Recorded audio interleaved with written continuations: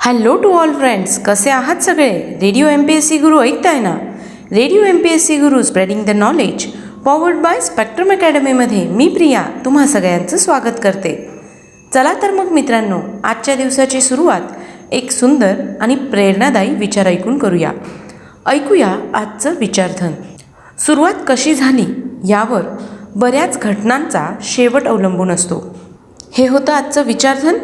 चला तर मग ऐकूया आजचं दिनविशेष या सत्रात आपण जन्म, मृत्यू आणि काही महत्त्वाच्या घटना ज्या इतिहासात अजरामर झाल्या आहेत अशा घटनांविषयीची माहिती घेत असतो.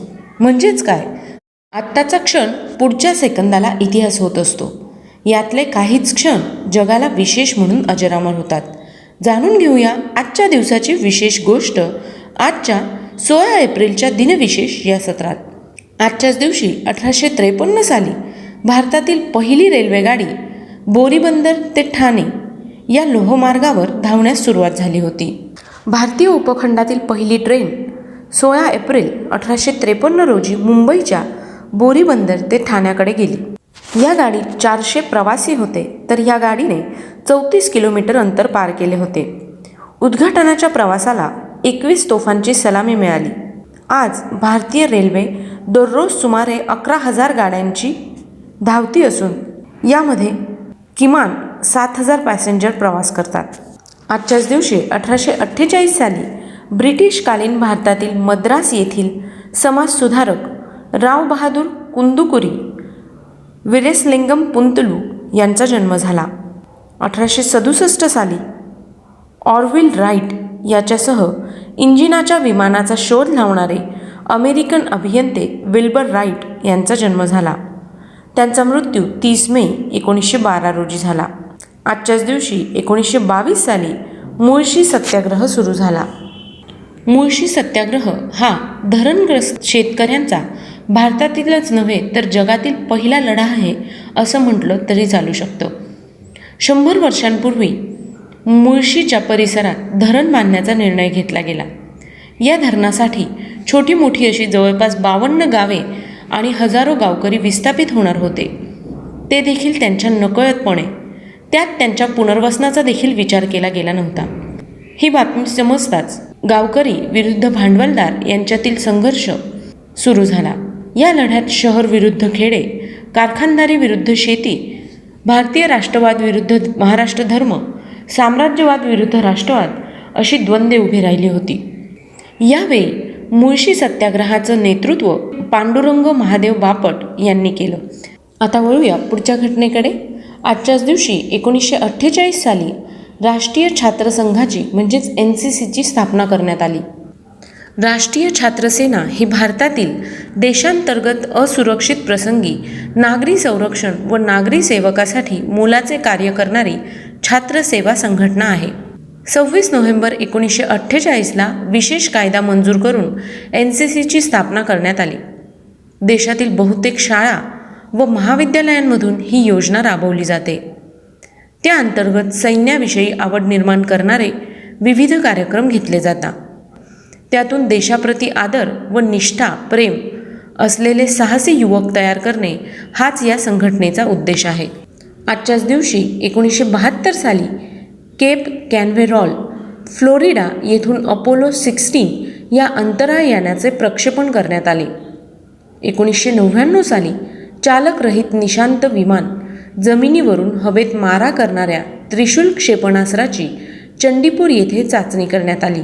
1995 रोजी निवडणूक आयुक्त TN शेषन यांना ऑनेस्ट मॅन ऑफ इयर हा पुरस्कार प्रदान करण्यात आला. 1934 केंद्रीय पेट्रोलियम मंत्री तसेच रेल्वे राज्यमंत्री राम नाईक यांचा जन्म झाला. दिवशी 1924 साली भारतीय राजनयिक मदनजीत सिंग यांचा जन्म झाला. 1889 विनोदी अभिनेता, दिग्दर्शक आणि संगीतकार चार्ली चॅप्लिन यांचा जन्म झाला. चार्ली चॅप्लिन हा मूकपटांमध्ये अभिनय करणारा इंग्लिश अभिनेता, दिग्दर्शक आणि संगीतकार होता. विनोदी ढंगाच्या मूकाभिनयासाठी त्याची विशेष ख्याती होती. अभिनयासोबतच तो मूकपटांचे लेखन आणि दिग्दर्शन सांभाळत असे. तसेच संगीतही रचत असे. पहिल्या महायुद्धाच्या अगोदरच्या काळात तो जगभरातल्या सर्वात प्रसिद्ध सिनेताऱ्यांपैकी एक होता. चार्ली चॅप्लिन यांचा मृत्यू 25 डिसेंबर 1977 साली झाला.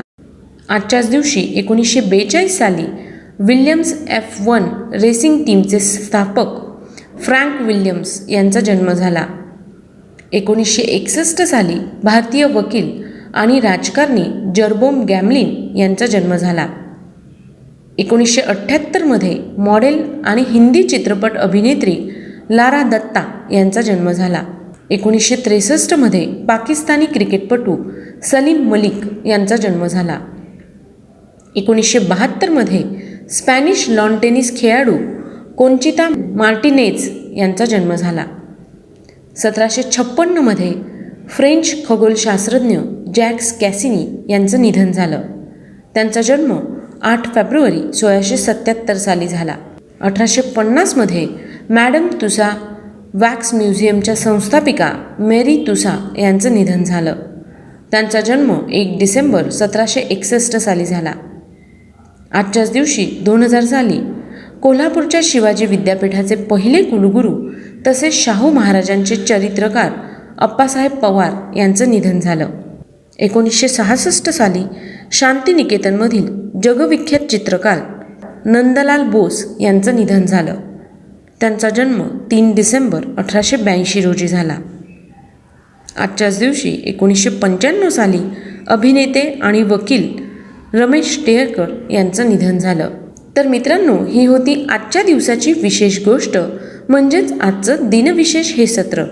तुम्हाला आमचं दिनविशेष हे सत्र कसं वाटलं ते आम्हाला नक्की कळवा. त्यासाठीचा आमचा व्हॉट्सअप क्रमांक आहे 8698 म्हणजेच 8698869880. आणि हो, तुम्ही आमचं दिनविशेष हे सत्र आमच्या यूट्यूब चॅनलवर सुद्धा बघू शकता. त्यासाठी तुम्हाला फक्त आमचं स्पेक्ट्रम अकॅडमी हे यूट्यूब चॅनल सबस्क्राईब करावं लागेल. चला तर मग मित्रांनो, मी प्रिया तुम्हा सगळ्यांची रजा घेते. पुन्हा भेटूया उद्याच्या दिनविशेष या सत्रात.